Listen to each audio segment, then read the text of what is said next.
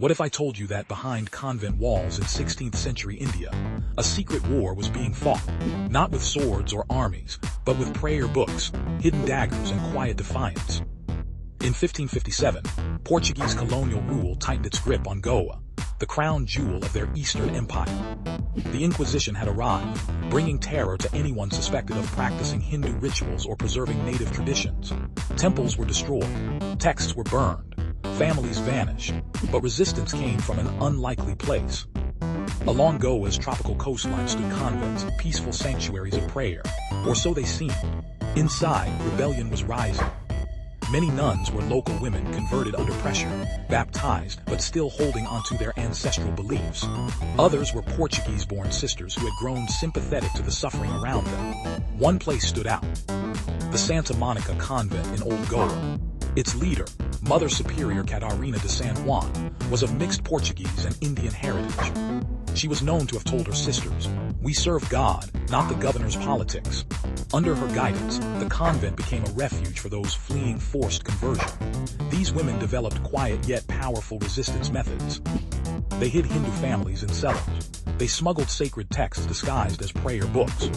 Some even trained in martial arts, taught by converts who had once been warriors. They also gathered intelligence. Nuns were trusted by colonial officials, able to move freely between homes, chapels, and government buildings. They listened. They wrote coded letters disguised as religious correspondence. No one suspected. By 1580, the network had spread. Convents in Bassein and Daman joined the effort. Safe houses were built along trade routes, helping families and scholars escape to friendly kingdoms beyond Portuguese reach. Authorities grew suspicious, but couldn't risk scandal in Lisbon by raiding religious institutions. In the 1590s, when Governor Francisco de Gama ordered the destruction of the last Hindu temples, the convent network coordinated a massive operation. Hundreds of idols and manuscripts were rescued and hidden away.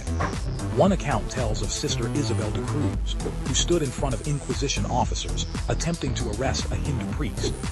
Witnesses say she declared, "This house belongs to God, not your tribunal." The priest disappeared that same night. After 1600, the resistance began to fade. Portuguese control strengthened. New generations of nuns knew only the world they were born into. Many of the original rebels took their secrets with them to the grave. Today, historians debate how much of this story is fact and how much is folklore.